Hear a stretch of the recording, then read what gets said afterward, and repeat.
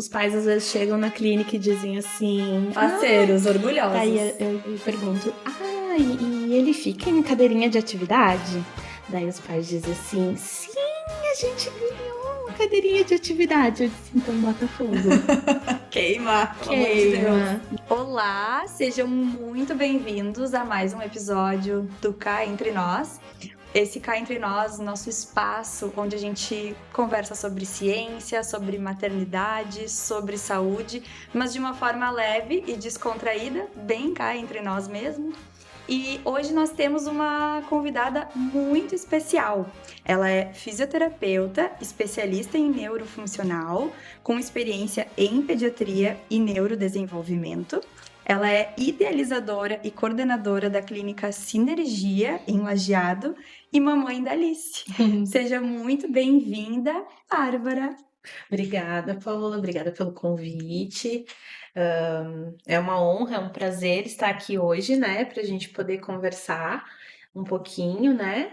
E falar um pouquinho do meu trabalho, assim, da minha caminhada, né? Legal, isso aí, tô bem animada. E já começando, então, conta pra gente, Bárbara, como que foi o teu início na fisioterapia? Em que momento tu descobriu a paixão pela neuro, pelo atendimento das crianças? Conta pra gente.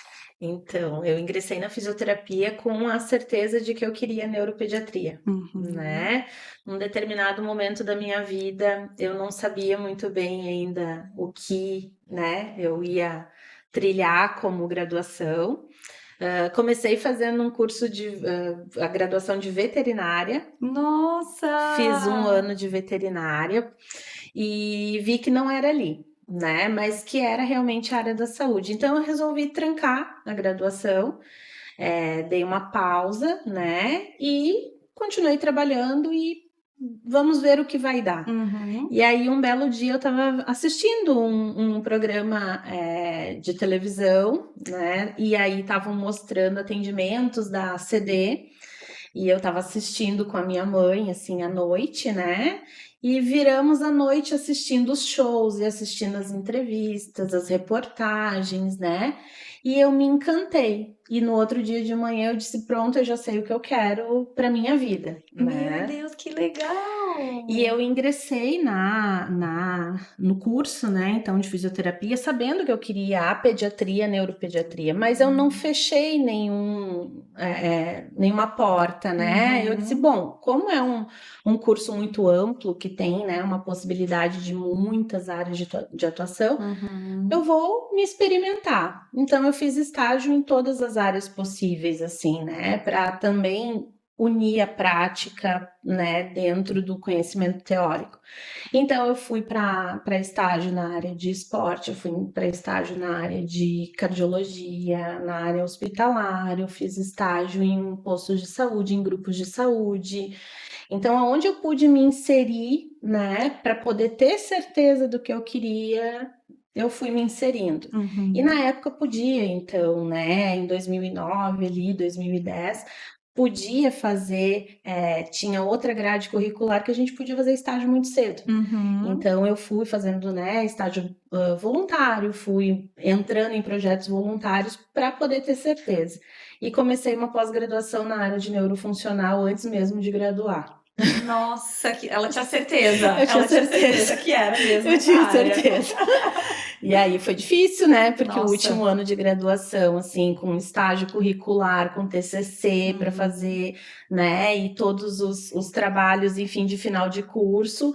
E eu encarei uma pós-graduação e fui aceita no último semestre da faculdade, né? Então foi puxado, mas foi válido, Que né? legal. E de lá para cá, então, toda a minha área de formação foi dentro da neuropediatria e da pediatria, né? Pediatria respiratória, pediatria ortopédica, a parte de neurodesenvolvimento infantil, né? Então,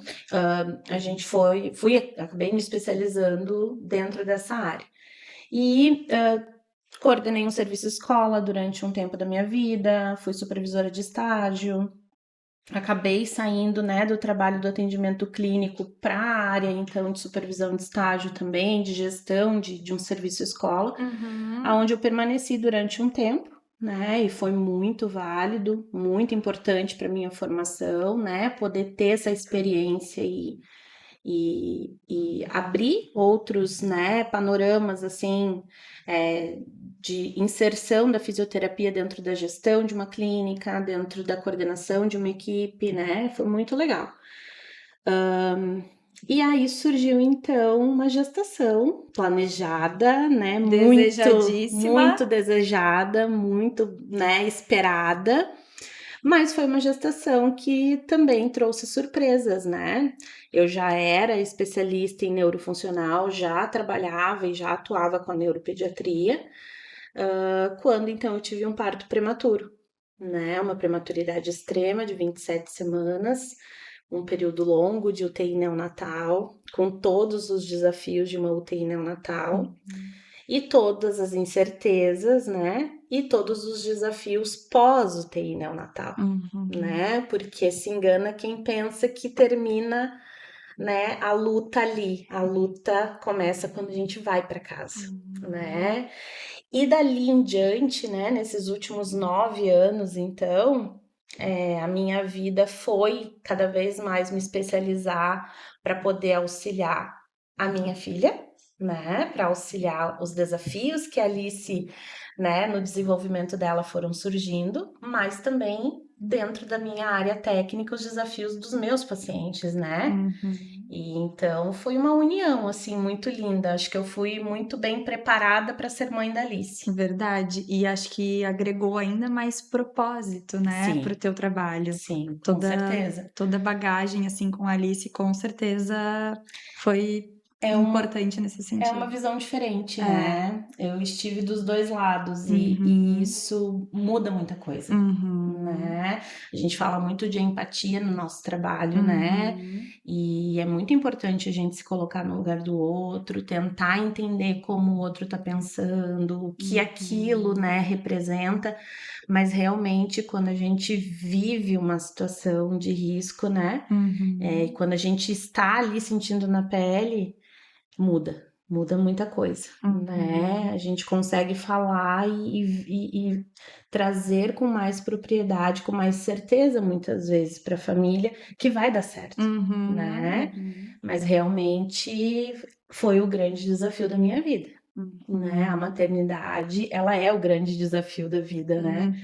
E realmente, assim, eu não me imagino fazendo outra coisa a não ser continuar estudando e me qualificando para poder auxiliar os pais, as famílias, né? E desenvolver o meu trabalho dentro daquilo que eu posso, né, trazer de melhor para o paciente, para a família, né? Sim, que legal. E, Bárbara, a gente vem já uma série de episódios conversando sobre uma temática muito importante na infância, que é a respiração bucal.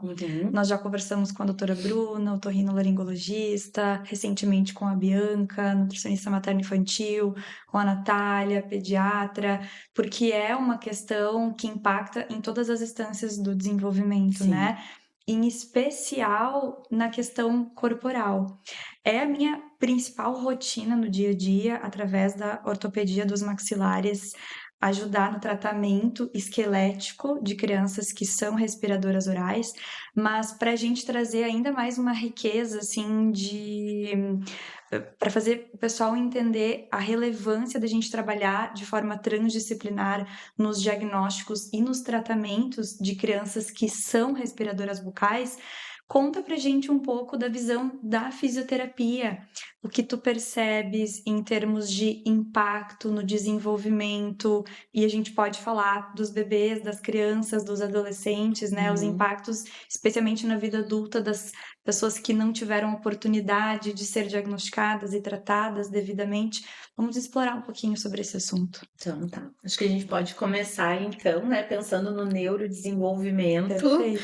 A gente pode começar falando da idade mais tênue, né? E depois a gente vai, de repente, Subindo a escadinha.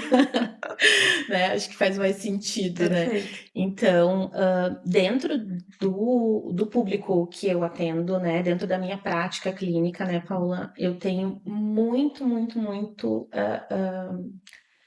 o atendimento muito frequente de crianças que tiveram esse período de UTI neonatal, né? Ou que tiveram alguma intercorrência naquele período pós-natal, né? Perinatal e pós-natal recente. Então, a gente vê muito dentro do grupo de prematuros crianças que vão desenvolver, né, a síndrome do respirador oral.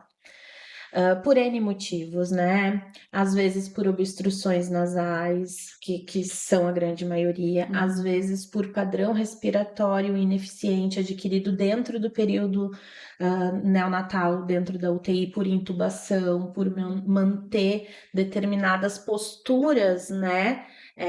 Durante um período muito longo e posturas que vão incapacitando ou diminuindo a ativação de determinados grupos musculares, permanecendo, né, muito tempo em alteração de postura e alteração de tônus, né, porque essa criança era para estar dentro do útero, ela era para estar ainda em formação, ainda desenvolvendo todo um padrão respiratório, de deglutição do líquido amniótico, e ela está do lado de fora, né, sem a pressão intrauterina, sem aquele ambiente adequado, favorável, né? Favorável para o aumento de tônus fisiológico que ela tem que ter ao nascimento. Então, a gente vê muito isso, né?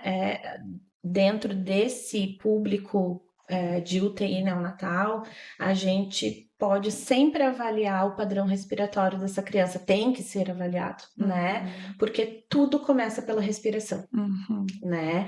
Então, é um público que já vem com essa demanda dentro de um processo de avaliação. Não tem como avaliar um prematuro, uma criança que tenha esse histórico, e não fazer uma avaliação adequada da biomecânica respiratória, do tônus muscular, do padrão de postura dessa criança, de como ela dorme, de como ela faz a sucção, né, durante a mamada. Então, isso é muito importante. Vou aproveitar para fazer uma pergunta de leiga mesmo. Existe esse tipo de suporte e de atenção dentro da UTI neo especializado? Dentro da clínica Sinergia hoje, né, desde que eu fiz a formação e trouxe para os outros profissionais que trabalham comigo a ideia de que a gente precisa ter esse conhecimento, né, associado ao neurodesenvolvimento, a gente trabalha com o método RTA, tá? Que é o método de reequilíbrio tóraco-abdominal, aonde a gente avalia e organiza o padrão respiratório do paciente, seja ele pediátrico, né, infantil ou mesmo adolescente, adulto, né? A gente consegue fazer uma avaliação mais aprofundada do porquê que está acontecendo aquela alteração biomecânica naquele padrão respiratório. E a gente intervém em níveis pressóricos através de terapia manual. Para conseguir reorganizar, ativar músculos que eram para estar ativos e não estão, inibir a ativação em excesso de músculos acessórios que estão funcionando de forma desordenada e trazendo a permanência daquele padrão respiratório. Mas a gente também precisa desse olhar de otorrino, a gente também precisa desse olhar a nível clínico para identificar se essa criança não tem obstruções mecânicas, né, que estão gerando também, favorecendo esse padrão de respiração oral. No público pediátrico neonatal, a gente sabe que essa formação ainda não está acontecendo, né? Pelo menos não aqui na região. Em grandes centros a gente já vê equipes preparadas com esse raciocínio, né? Porque existe uma hierarquia dentro do neurodesenvolvimento e da proteção neurológica dentro da UTI neonatal. E essa proteção, ela parte do padrão respiratório ser efetivo, com menor gasto de energia e com maior potência. Para quê? Para que a criança consiga ganhar peso, para que a criança consiga oxigenar tecidos, principalmente tecido neurológico, né? Assim, evitando e fazendo uma proteção neurológica dentro daqueles primeiros dias, os dias mais complicados, né? Então, favorecendo através da terapia manual, sem gasto de energia, né? que essa criança consiga organizar melhor e ventilar melhor todos os tecidos. Mas a gente não vê isso acontecer na prática dentro desse ambiente, né? Fora, eu posso falar da minha equipe, né? E assim, vejo que tem outros colegas, outros profissionais buscando entender, mas o que é importante, né, Paula? A gente entender que antes de desenvolver qualquer habilidade sensorial, motora, né, qualquer habilidade, a criança tem que respirar. Depois ela tem que se nutrir.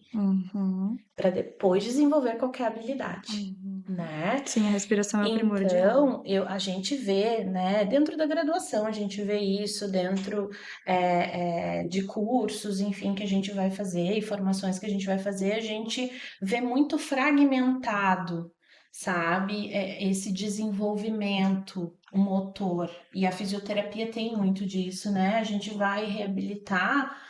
Já se fala muito dentro da graduação. A gente não pode pensar numa perna, num braço, numa coluna. É um paciente, ele é uma pessoa, ele é um indivíduo, ele é completo, né? Então a avaliação também tem que ser assim, tem que ser integral, né? Eu preciso entender que aquele padrão respiratório está me trazendo complicações sensório-motoras. E se eu não intervir nisso, eu não vou estar preparando um paciente para poder explorar um ambiente se ele está pagando a conta para poder respirar, né? Então tem que ser efetivo, né? O padrão respiratório. E esse método, né? Ele é um método de avaliação e de organização desse padrão respiratório. Né? Então a gente vê muito crianças dentro de UTI que nascem prematuras, que têm um baixo tônus ao nascimento, né? E que se não tem um olhar diante do padrão de postura, desse cuidado com a postura e da manutenção e estimulação desse tônus, né? E eu não tô falando de estimulação de pegar a perna e fazer exercícios, é de posicionamento. É sem gasto de energia, é posicionar esse bebê para que ele consiga aumentar a pressão abdominal, que era o que deveria estar acontecendo intraútero, né? E facilitar a organização da mecânica respiratória. Porque isso depois a gente vai vendo ao longo do desenvolvimento que vai acontecendo. As consequências negativas. Exato. Né? Quando a gente já pega uma criança típica, né, com nascimento a termo, onde não teve essa experiência de UTI, né, um bebê nascido dentro dos moldes, né, adequados ali de idade gestacional, com tônus adequado, aí vem outros complicadores, além das obstruções nasais que podem ter, né, que lá na UTI a gente ainda tem a questão da aspiração, né, da hipertrofia de cornetos, de toda a lesão que pode acontecer de mucosa, desvio de septo, né, outras questões. Dentro do nascimento, né, a termo, com tônus adequado, a gente tem as questões posturais muito relevantes. Então, crianças que ficam no bebê conforto, que ficam naquelas cadeirinhas de atividade que a tia Bárbara quase morre, né? Os pais às vezes chegam na clínica e dizem assim... Faceiros, orgulhosos. Aí eu pergunto, e ele fica em cadeirinha de atividade? Daí os pais dizem assim, sim, a gente ganhou uma cadeirinha de atividade. Eu disse, então bota fogo. Queima, pelo amor de Deus. Né? Ou então, assim, a gente não dá nem pro inimigo, entendeu? Porque isso é crime, sabe? Então, a mesma coisa lá que, né, a gente fala da questão do andador, que já é consenso, as cadeirinhas... Mas que a gente ainda vê, né, Bárbara? Que a gente ainda vê, é um consenso internacional, mas a gente ainda vê, né? Então, as cadeirinhas também vêm nesse mesmo sentido, bloqueando padrões de musculatura que deveriam estar sendo ativados com a estimulação em solo. E acho que vale depois a gente deixar uma imagem aqui, João, de uma das cadeirinhas para fazer um corte bem legal sobre isso. Vamos deixar, depois tu me manda uma assim, das mais inadequadas pra gente colocar aqui e divulgar. E o que acontece, né? A gente sabe que hoje as mulheres trabalham, né? A gente vive um um outro padrão, né, de cultura, de sociedade, onde a gente faz 3, 4 turnos, né? É uma realidade, né? Então, a gente vê muito cedo as crianças indo para berçários, né, de escola de educação infantil. Infelizmente, a gente vê que esse cuidado, por mais amor, por mais instrução que as escolas e as professoras tenham, é difícil tomar conta de 3, 4, 5, 6, 7, 8, né? Como a gente vê. Então, elas não têm um respaldo, né, de quantidade de profissional para quantidade de criança, né? Então, muitas vezes é ofertado formação de estimulação precoce e tal para as monitoras, para as professoras de educação infantil, mas não tem como, né? Dentro daquele ambiente de cuidado, de alimentação, de soninho, de troca de fralda, às vezes é impossível, né? E a gente vê isso dentro da própria maternidade, né? A gente fica imerso dentro do dia a dia de um bebê e às vezes a gente não tem hora para tomar banho, amamenta, daí já tá na hora de comer, já tá na hora. Então, a gente vê crianças pouco estimuladas, com atrasos importantíssimos a nível sensório, motor e alterações respiratórias importantíssimas por a alteração de padrão de postura, né? Crianças que não têm tônus para estar sentada e estão sentada, bloqueando o diafragma abdominal e usando excessivamente elevação de cintura escapular para poder respirar, né? E já favorecendo aquele padrão cifótico, já favorecendo encurtamento de peitoral, né? Uma ventilação mais apical, muito menos basal, né? Uma tiragem posterior, né? Uma rotação posterior de gradil costal, que já vai favorecendo todo um bloqueio, sentadas em sacro, né? Diante de uma tela, é o quadro da dor, né? Então, uma cintura escapular que não está estável, que não permite a ativação de musculatura cervical, né? Aí a gente vê essas crianças com aumento de quadro de refluxo, né? Crianças que vão respirando, porque daí reflui, aumenta a rinite, aumenta quadros de sinusite, porque elas vão fazer refluxo desse suco gástrico, vão irritar a mucosa, vão usar mais corticoide a nível nasal, que vai aumentando a hipertrofia desses cornetos. Então, assim, é o quadro da dor, né? Por onde essa criança respira? Pela boca. Vai virando uma bola de neve. Vai virando uma bola de neve. E aí, por não ativar de forma adequada todo esse padrão de postura, a gente vê essas crianças com muita limitação depois, né, na fase ali de 6, 7 anos, de motricidade fina, né? Claro, alterações motoras amplas, né? Desequilíbrios, né? Uma marcha alterada, um padrão de quadril alterado, um sentar em W, tudo que vem dentro do conjunto, né? Por falta de organização sensório-motora mesmo, né? Mas a gente vê muita dificuldade da exploração, né? Porque a gente deixa a criança diante de uma tela. A gente deixa a criança num padrão postural cifótico, né? Sentadinho ali, que parece uma canoinha. A criança vai adotando aquele padrão de postura. E todo o neurodesenvolvimento sensório-motor, ele se dá na linha média. E essa criança não tem estabilidade de cintura escapular e de tronco para poder explorar de forma adequada na linha média. A língua está preocupada em manter um tônus cervical, né? E não consegue fazer a exploração adequada dos objetos que são levados à boca, né? A mão está preocupada em poder manter um padrão também respiratório e às vezes explorar muito pouco aqui e muito menos amplo, né? Então a gente tem uma dificuldade muito grande depois de estabilizar esse complexo de tronco e de cinturas, né? Para que a criança consiga realmente desenvolver um movimento cervical adequado, um selamento da boca, né? Uma motricidade fina, mais detalhada, né? Então, é uma série de questões. Se a gente for olhar muitas vezes, né? adolescentes que chegam para avaliação por uma hipercifose, né? Ou mesmo uma linha escoliótica em S ou em C. Sim, porque aí passa a ser assim super visível Exato, a porque alteração. porque daí ali na puberdade, e a puberdade está começando mais cedo, né? A gente tem crianças com a primeira menstruação, meninas com a primeira menstruação ali pelos 9 anos, né? E a gente tá vendo estirões de crescimento muito mais precoces e muito longilíneos, né?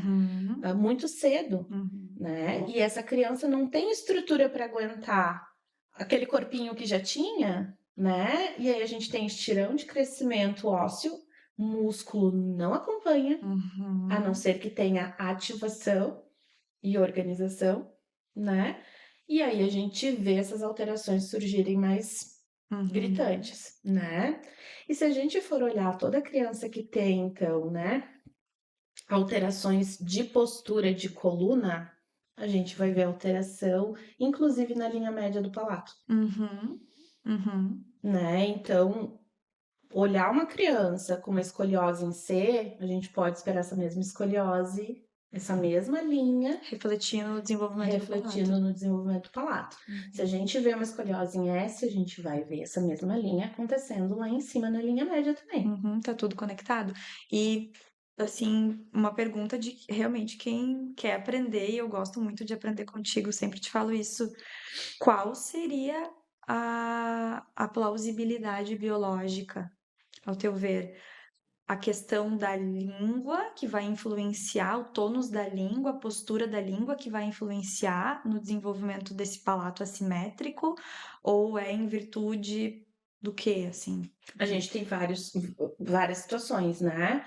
Com certeza, se a gente tiver um tônus de língua alterado, né? Uma língua que precisa ficar mais hipertrófica para poder dar conta de uma cervical, né? Que acontece muito com crianças que tenham lesões neurológicas, né? Então, crianças que têm lesão neurológica, uma paralisia cerebral, um paciente sindrômico que tem uma hipotonia global, geralmente eles Vai compensar. Então, é muito difícil adquirir controle total cervical. O que eles fazem uma compensação neuromotora.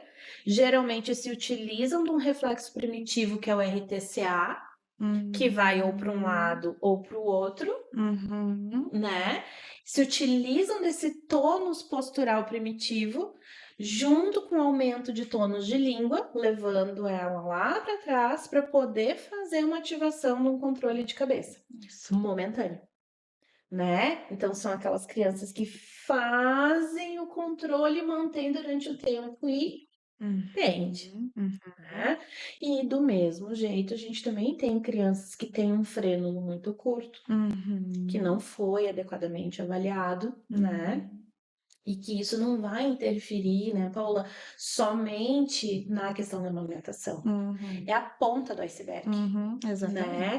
Todo o desenvolvimento sensório-motor, ele se dá intraoral, antes de ser em mãos, né? A gente precisa dessa experimentação, essa língua tem que estar a pleno tônus, né? E solta para o movimento.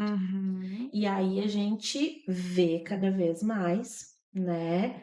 E aí a gente precisa também, enquanto profissional de saúde, entender o que está acontecendo para que esses frênulos cada vez mais venham, né, com essas alterações, que esse tônus de língua venha também aparecendo cada vez mais de forma alterada, né? E aí cabe também a nós, né? Mas a gente tem intervenções, questões genéticas, né, congênitas, né? Mas a gente também tá vendo isso acontecer mais frequente. E essa falta de alteração precoce, ou então um frênulo que foi feito, né, procedimento de frenectomia, foi feita a liberação e não foi feito, então, o pós-operatório adequado, ou foi feito o procedimento de qualquer jeito. A gente vê muito isso. E às vezes, né, a família chega desesperada no consultório e diz assim... Numa situação de extrema vulnerabilidade. Tipo assim, Bárbara, eu já fiz o procedimento.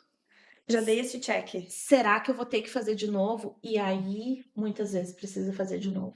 Porque foi mal feito, ou porque não foi conduzido o pós-operatório, né? E a gente pode ter uma situação, um impacto ainda Pior, né? porque daí a gente tem uma fibrose, né? Porque daí a gente não pode esquecer que a língua é um músculo importantíssimo para o crescimento crânioencefálico, né? Fora todo o desenvolvimento sensório motor, mas ela é um músculo importantíssimo. E muitas coisas, eu acho que isso é para outro capítulo, mas próximo episódio.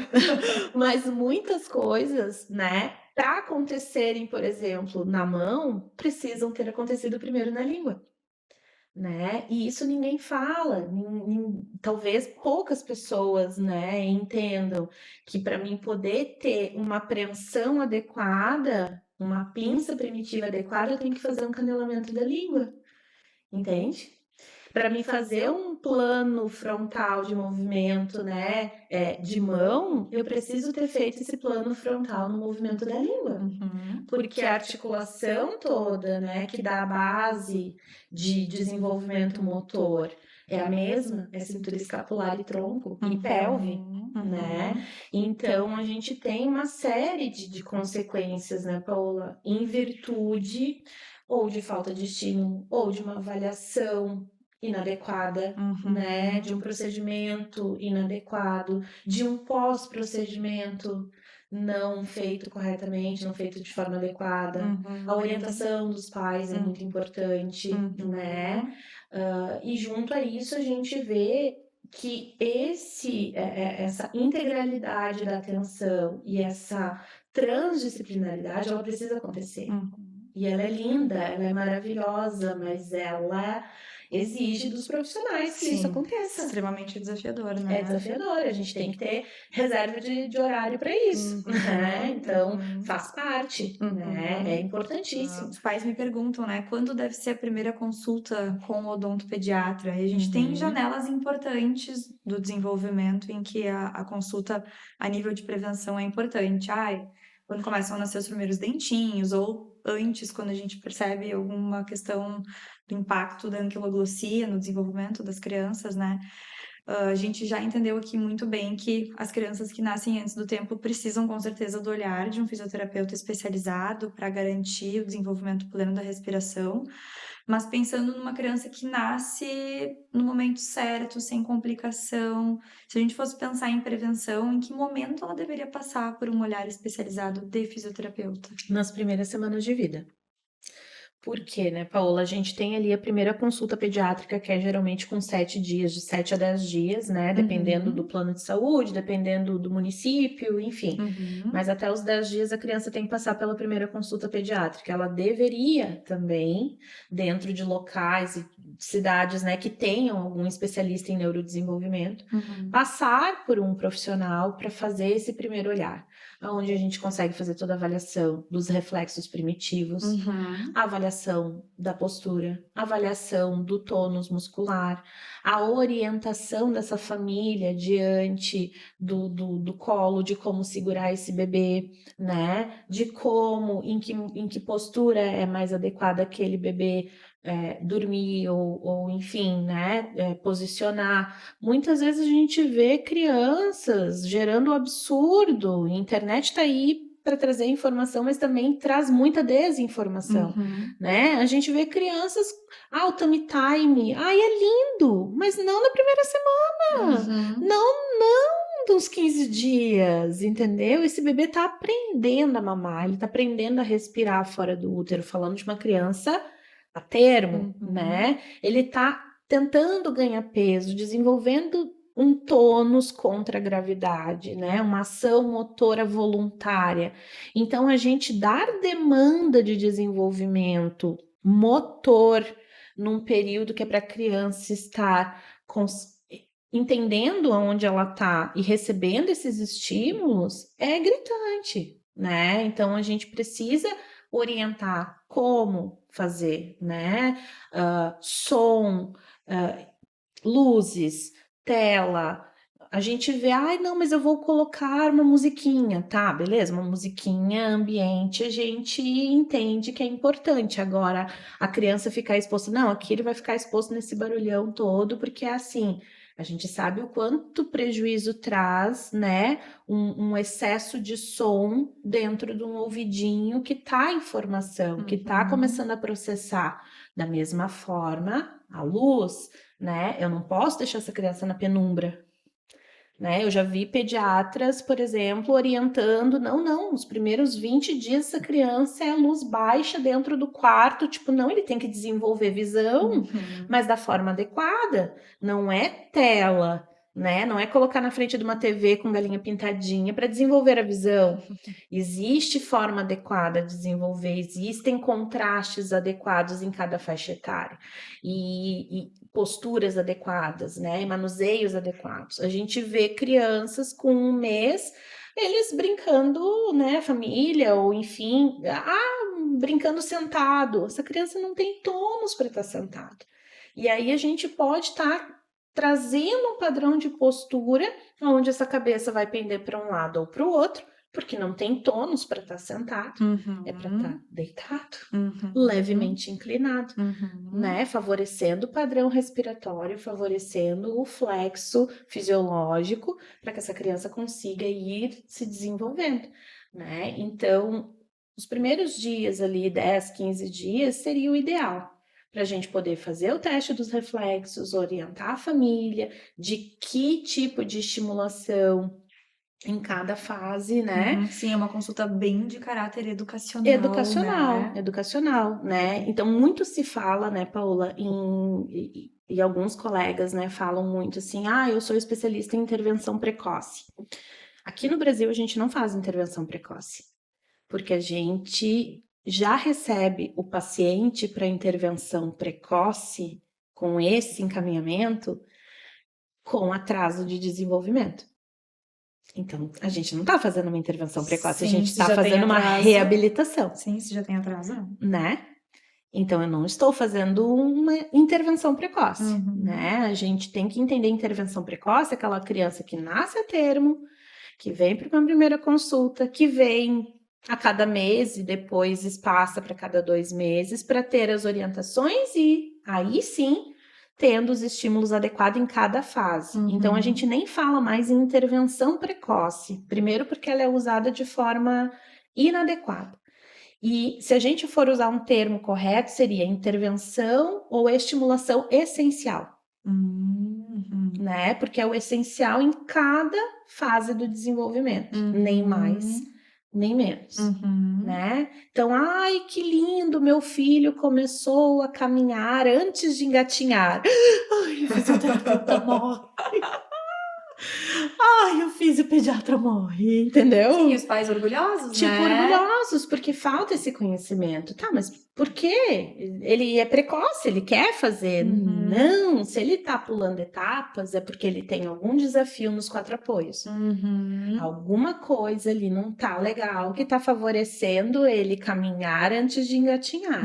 Explica para o pessoal qual seria a importância do engatinhar, porque eu já recebi muito, não que eu tenha recebido essa pergunta, né, diretamente para mim, mas já é comum as pessoas perguntarem, né, ou dizerem que nem engatinhou, ela foi tão rápida que não acabou não engatinhando. E é uma cultura, assim, né? Tipo, é um conhecimento popular. Tipo, que legal, já tá, nem engatinhou, já tá caminhando, né?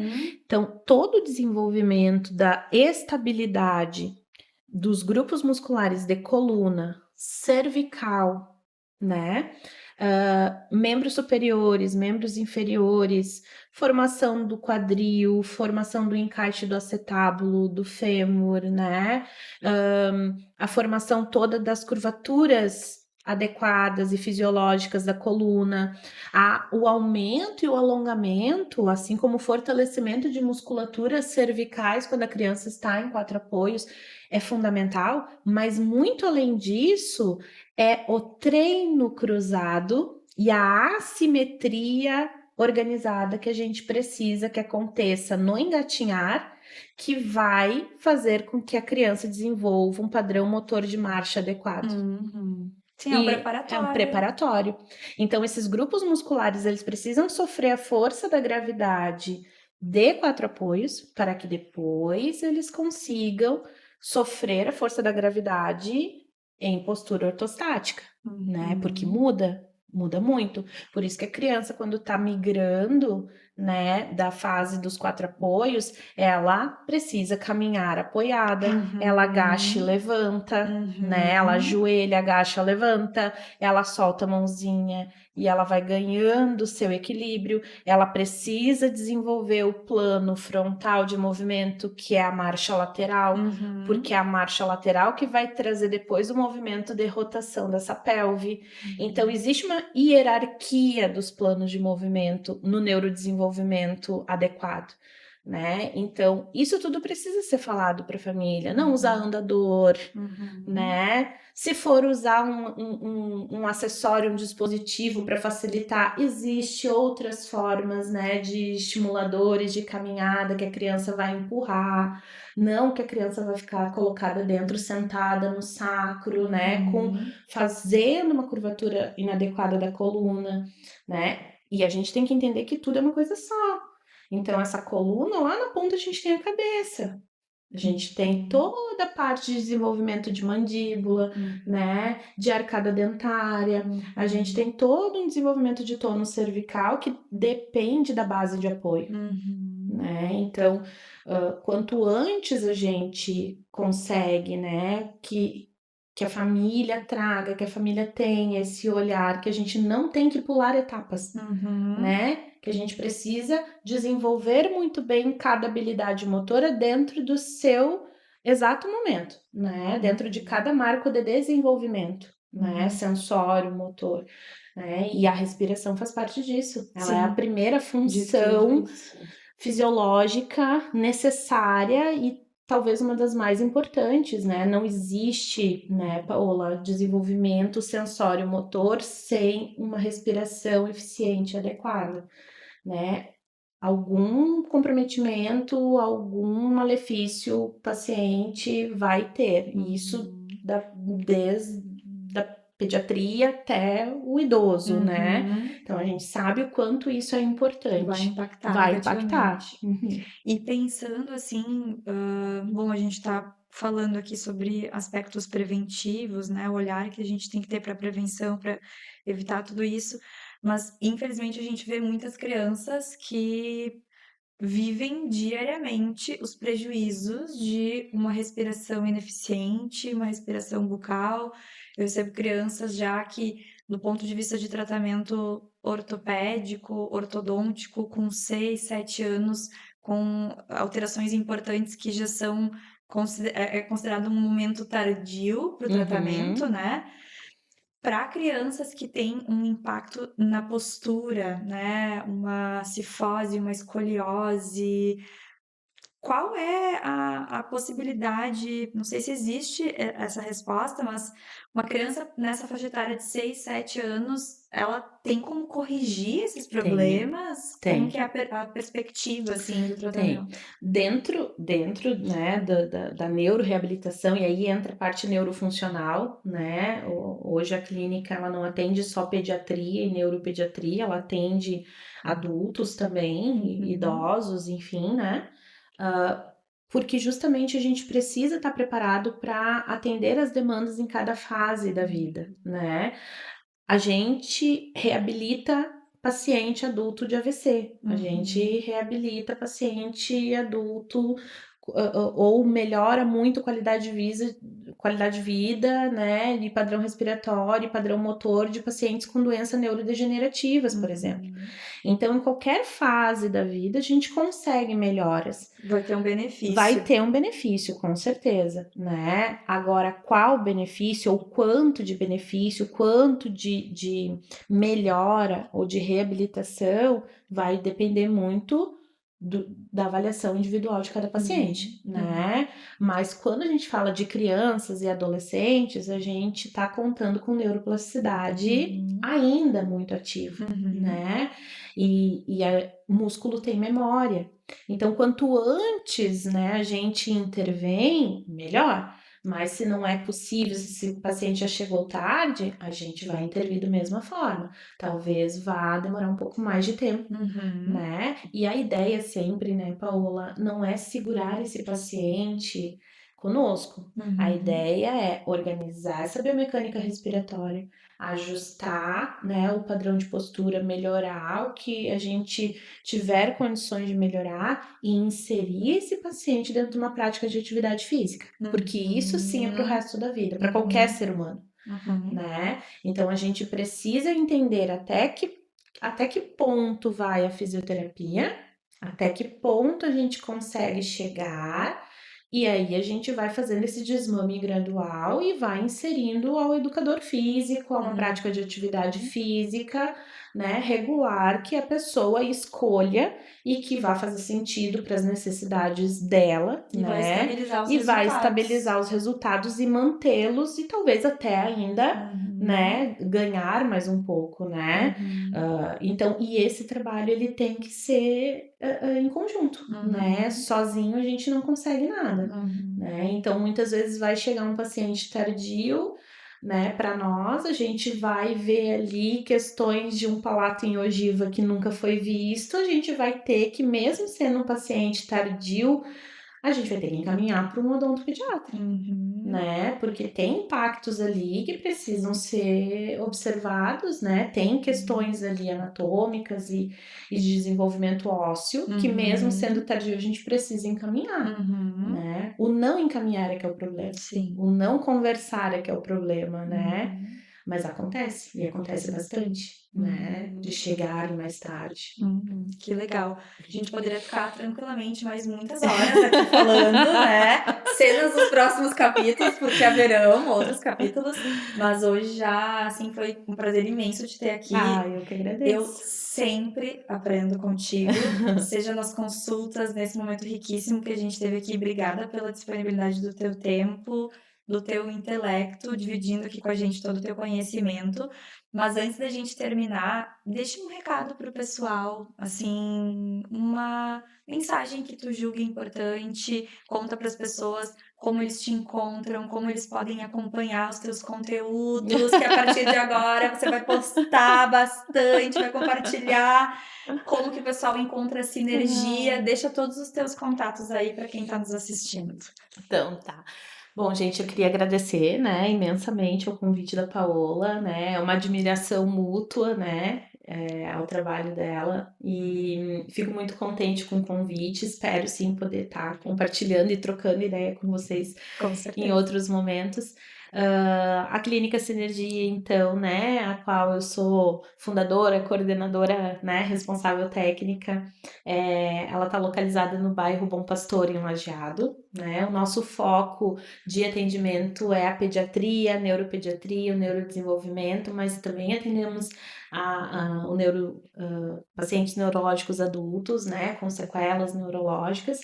E é uma equipe muito qualificada, né? Isso é uma prioridade para mim, ter uma equipe que está sempre em formação, está sempre buscando, porque trabalhamos com algo que é, né, muito delicado, que é a expectativa de uma família, que é a esperança, né, de ter um desenvolvimento para o seu filho. Então a gente está recebendo em mãos algo muito precioso, né? Que é a expectativa de um pai e de uma mãe na melhora de um filho, né? Então, a gente trabalha com isso com muito respeito, com muita dedicação e responsabilidade. E vou seguir, então, né?